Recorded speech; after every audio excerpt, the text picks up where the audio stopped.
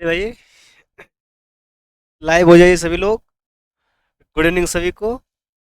हम लोग जो है इतिहास पढ़ रहे हैं और इतिहास में उन लोगों ने देखा था जो है कि पाषाण कालीन के स्थल, इसके अलावा सिंधु सभ्यता के भी कुछ स्थलों के बारे में बात कर लिया है हम लोगों ने।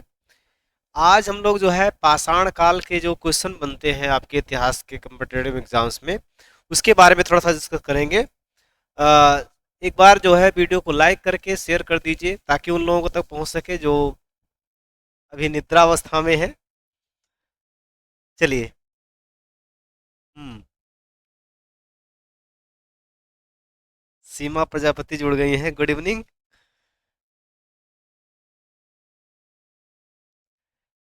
एक बार भाई शेयर कर दीजिए सभी लोगों के पास। चलो, क्लास को स्टार्ट किया जाए।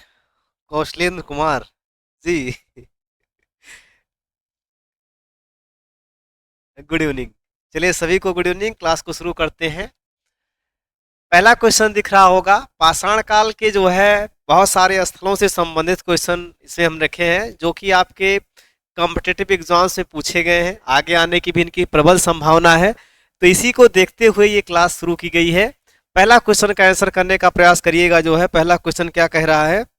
पहला क्वेश्चन ये कह रहा है जो है कि भारत में जो है पुरा पाषाण कालीन जो प्रमुख स्थल कौन सा है जो है दिए गए स्थलों में? हड़प्पा है, भीमबेटका है, कालीबंगा है या लोथल है? ठीक है। तो देखो भाई, हड़प्पा मैंने अभी कल ही पढ़ाया था। हड़प्पा, कालीबंगा और लोथल, ये तीनों के तीनों स्थल जो है ये सिंधु सभ्यता के हैं। भीमबेटका जो है ये पुरा पाषाण काल से संबंधित स्थल है। इससे जो है क्या प्राप्त हुआ है? इससे जो है शैल चित्र प्राप्त हुए हैं और यह जो है रॉक शेल्टर के रूप में भी जाना जाता था। वर्तमान में किस राज्य में है ये? तो वर्तमान में जो है ये मध्य प्रदेश में है। ठीक है ना। यूनेस्को की विरासत सूची में शामिल किया गया है। वर्ष 2003 में भीमबेटका को यूनेस्को की विरासत सूची में भी शामिल किया गया है। ठीक है ना। चलिए नेक्स्ट क्वेश्चन देखिएगा। अगला क्वेश्चन जो है, भीमबेटका किस राज्य में है? बड़ा अच्छा क्वेश्चन है। भीमबेटका किस राज्य में है? राजस्थान में है, मध्य प्रदेश में है, महाराष्ट्र में है या उत्तर प्रदेश में है? तो भीमबेटका अभी मैंने बताया कि भीमबेटका जो है ये मध्य प्रदेश राज्य में स्थित है। ठीक है ना। किस राज्य में स्थित है? मध्य प्रदेश राज्य में स्थित है। सोहन नदी, बड़ा महत्वपूर्ण क्वेश्चन है। सोहन नदी जो है ये यहाँ से संबंधित स्थल कौन सा है और ये किस जगह पर बहती है? गंगा, सिंधु, सोहन या नर्मदा? किस नदी से संबंधित है? सोहन घाटी जो है ये किस नदी से संबंधित है? तो ये सोहन घाटी से संबंधित है। सोहन नदी कहाँ बहती है? तो ये पाकिस्तान में बहती है। कहाँ पर बहती है? पाकिस्तान में बहती है। और एक बात याद रखिएगा कि यहाँ सोहन नदी से जो है, सोहन और भारत में एक नदी बहती है वेलन। सोहन और वेलन, इन दो नदियों से जो है पाषाण काल के साक्ष्य प्राप्त हुए हैं। पाषाण काल के साक्ष्य प्राप्त हुए हैं। याद रखिएगा, सोहन नदी पाकिस्तान, बेलन नदी उत्तर प्रदेश प्रयागराज में। ठीक है ना। तो याद रखिएगा, बड़ा अच्छा क्वेश्चन है, याद रखिएगा इसको। आगे बढ़ते हैं। अगला कह रहा है कि नर्मदा घाटी किस प्रकार के मानव अवशेष के लिए जानी जाती है? यहां से किस प्रकार के मानव अवशेष मिले हैं बताइएगा। किस प्रकार के मानव अवशेष जो है ये आपके मिले हुए हैं जो है। हाँ, ठीक है, आंसर सही है आपका भाई, है ना। बाकी लोग भी आंसर करें जो है। हाँ, बाकी लोग भी आंसर करें जो है कि यहाँ नर्मदा घाटी से जो है किस प्रकार के मानव के अवशेष प्राप्त हुए हैं? क्रोमैग्नान मानव, नियंडरथल मानव, होमो इरेक्टस मानव या आधुनिक मानव? ठीक है। तो ये नर्मदा घाटी में एक स्थान है हथनौरा। कौन सा एक स्थान है? हथनौरा। इसी हथनौरा स्थान से जो है मानव की खोपड़ी मिली है। ठीक है। और ये मानव की खोपड़ी से ही पता चलता है कि ये मानव जो है किस प्रवृत्ति का था? होमो इरेक्टस था। अर्थात ये जो है सीधा खड़ा होके चलता था। ठीक है। चलो भाई, अगला क्वेश्चन देखिएगा। नेक्स्ट, इसका आंसर करिए जो है कि सोहन घाटी किस पाषाण काल से संबंधित है? बड़ा अच्छा सवाल है, very very very important. Sohan घाटी जो है ये नव पाषाण काल, मध्य पाषाण काल, पुरा पाषाण काल या ताम्र पाषाण काल कहाँ से संबंधित स्थल है? तो ये जो है पुरा पाषाण काल से संबंधित स्थल है। सोहन और बेलन अभी हमने इसके बारे में आपको बताया है। अगला क्वेश्चन देखिएगा, पुरा पाषाण काल के औजार मुख्यतः किस पत्थर से बने होते थे? पुरा पाषाण काल के औजार मुख्यतः किस पत्थर से बने होते थे, इसको बताइए। संगमरमर से, क्वार्टजाइट से, चूना पत्थर से या ग्रेनाइट से? तो यहाँ क्वार्टजाइट पत्थर जो है इससे जो है पुरा पाषाण काल के औजार बने होते थे। ठीक है ना। चलिए आगे बढ़ते हैं, अगला क्वेश्चन देखिएगा। कह रहा है भीमबेटका से मुख्यतः क्या प्राप्त हुआ है? बड़ा अच्छा सवाल है। भीमबेटका की खोज की अगर बात की जाए तो भीमबेटका की खोज की है विष्णुधर वाकड़कर ने, और यह जो है स्थल यूनेस्को की विरासत सूची में 2003 में शामिल किया गया। किस राज्य में है? तो ये मध्य प्रदेश राज्य में है। ठीक है। खोज किसने की है ये भी जाने रहिए। खोज की है इसकी विष्णु वाकड़कर ने, विष्णुधर वाकड़कर ने इसको खोजा हुआ है, याद रखिएगा। ठीक है। चलो आगे बढ़ते हैं, अगला क्वेश्चन देखिएगा। यहाँ से क्या चीज मिला है? मोहरे, शैल चित्र, ईंट या तांबे के औजार? तो यहाँ शैल चित्र मिले हैं। मानव जो है इन गुफाओं में रहता था, भीमबेटका की गुफाओं में रहता था। इसको रॉक शेल्टर के रूप में भी जाना जाता है। ठीक है, रॉक शेल्टर के रूप में भी जाना जाता है। अगला क्वेश्चन देखिएगा, मध्य पाषाण काल की मुख्य विशेषता क्या थी? कृषि की शुरुआत, बड़े पत्थरों के औजार, सूक्ष्म पाषाण औजार या धातु का प्रयोग?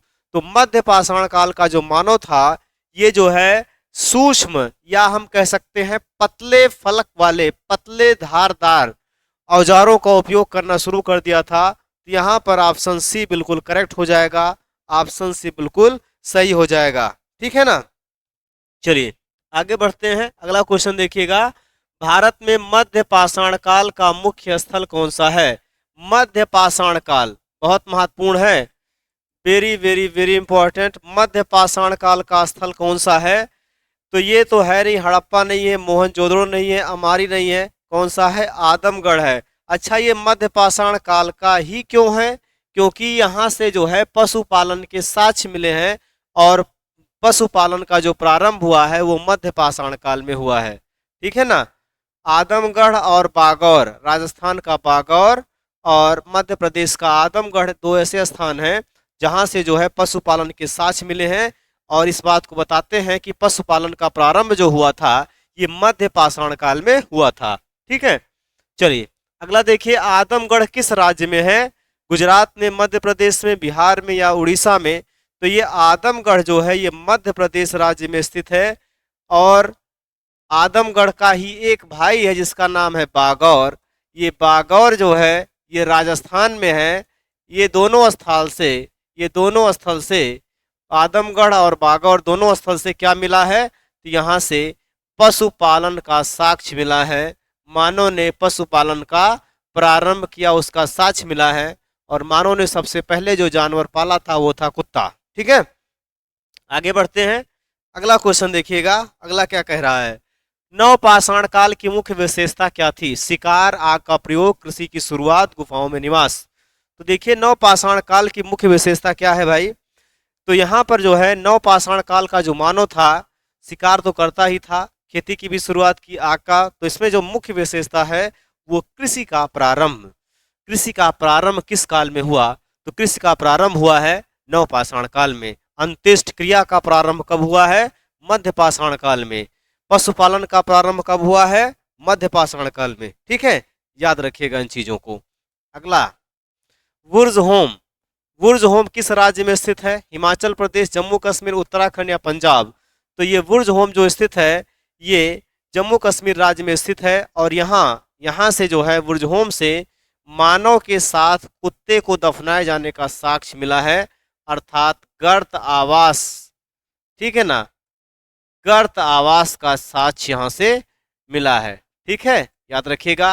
हो सकता है कि जमीन के अंदर सुरंग जैसा बना के आदमी और कुत्ता रह रहे थे, बाद में वहां से कोई आपदा आई, दब गए वहीं पर, ठीक है ना। तो ऐसा भी हो सकता है।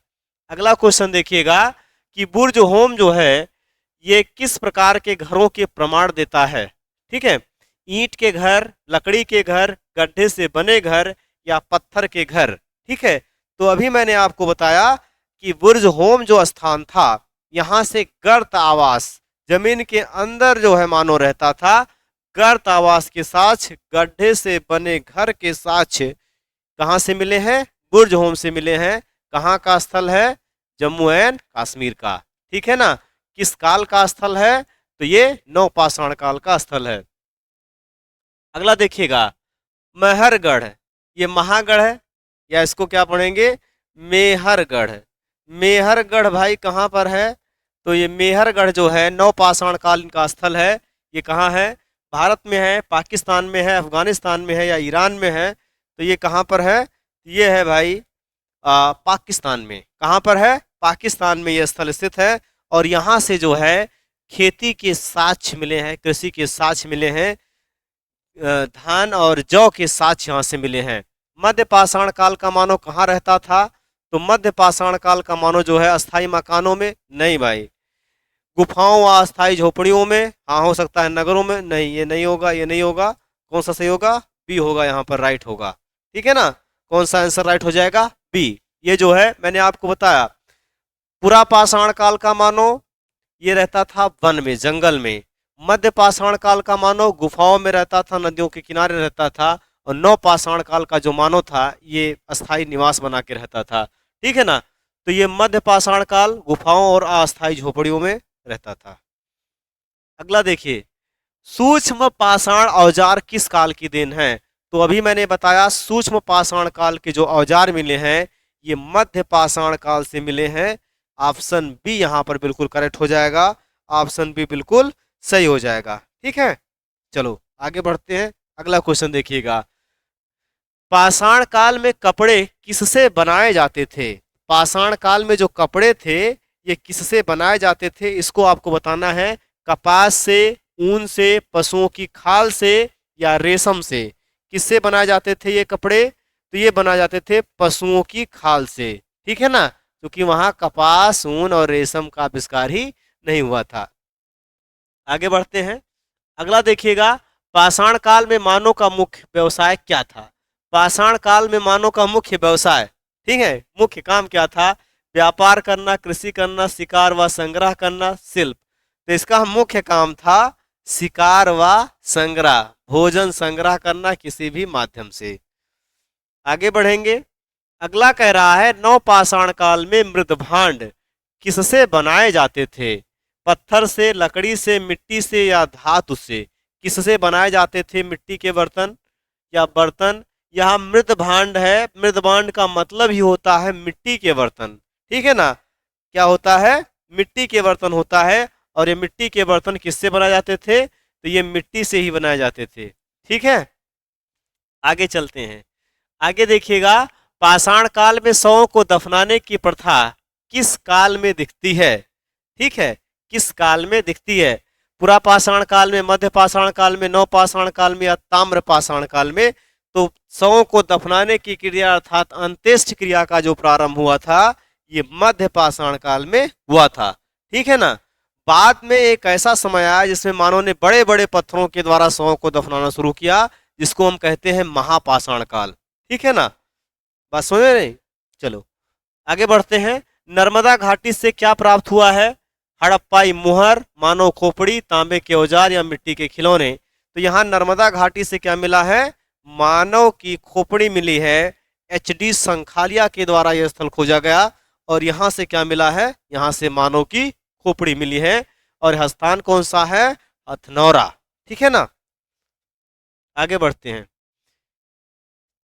चक्की पट्टा अनाज पीसने का औजार जो है ये किस काल के स्थलों से मिला है, पुरा पाषाण काल, मध्य पाषाण काल, नव पाषाण काल या ताम्र पाषाण काल। ठीक है, तो देखिए चक्की का प्रारंभ जब आप गेहूं बोएंगे तभी आटे की जरूरत पीसने के लिए, गेहूं को पीस के आटा बनाने की जरूरत पड़ेगी।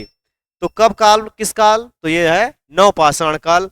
ऑप्शन सी यहाँ पर बिल्कुल करेक्ट हो जाएगा। बिल्कुल सही हो जाएगा। आगे बढ़ते हैं। कह रहा है नवपाषाण काल की सबसे प्रमुख विशेषता क्या थी?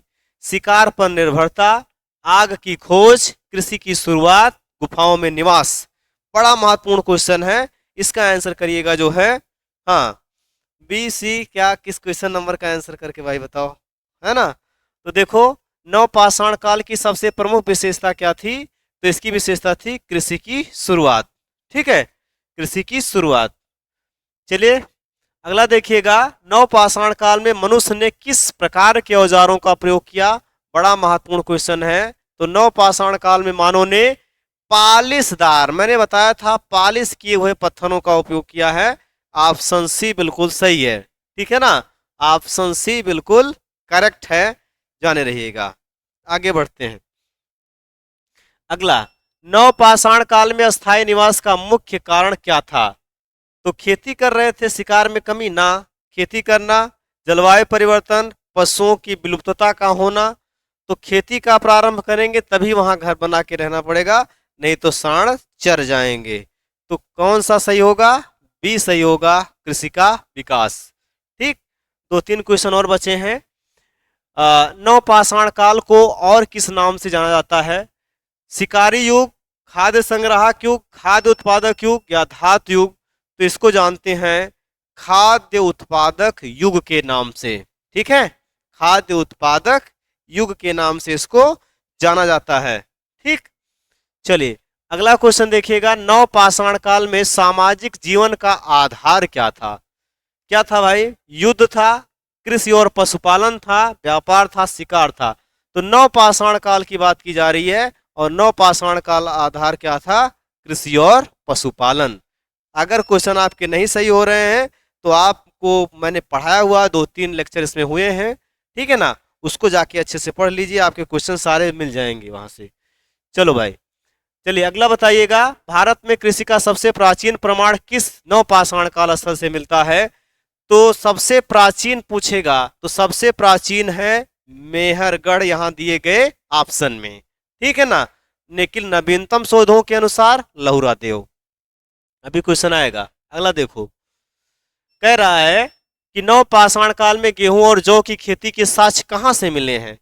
तो गेहूं और जौ की खेती सबसे पहले कहां की गई? तो ये मेहरगढ़ से की गई, सुलेमान और किरथर पहाड़ियों के बीच में स्थल स्थित है। कहां पर? पाकिस्तान में। ठीक है, आप लोग आंसर करते रहे, हम देखते रहे हैं। चलिए अगला देखिएगा, बेलन घाटी से कौन सा पाषाणकालीन स्थल जहां से खेती का साक्ष्य मिला है? तो यह स्थल कौन सा है? यह है कोल डिहवा, बेलन घाटी, प्रयागराज। कहां से? प्रयागराज से। ठीक है, आगे बढ़ते हैं, अगला क्वेश्चन। अगला देखिएगा, लहुरा देव से किस फसल की खेती के सबसे प्राचीन प्रमाण? भारतीय उपमहाद्वीप में सबसे पुराना स्थल जहां से खेती के साक्ष्य मिले हैं वो कौन सा है? वो है लहुरा देव, और लहुरा देव से धान के साक्ष्य मिले हैं। ऑप्शन सी यहां पर बिल्कुल करेक्ट हो जाएगा। लहुरा देव कहां पर है? तो संत कबीर नगर जिला, उत्तर प्रदेश। अच्छा, आ भी गया क्वेश्चन, लहुरा देव किस जनपद में है? तो ये संत कबीर नगर में है। कहां पर? यूपी में। ठीक है, तो ये थे आज के जो है टॉप 30 क्वेश्चन। इसमें 30 क्या 33 हो चुके हैं, ठीक है ना, लेकिन क्वेश्चन बहुत अच्छे अच्छे थे। तो इसी के आधार पे और भी प्रश्न मैं आपको सिंधु सभ्यता का बना के कराऊंगा टेस्ट।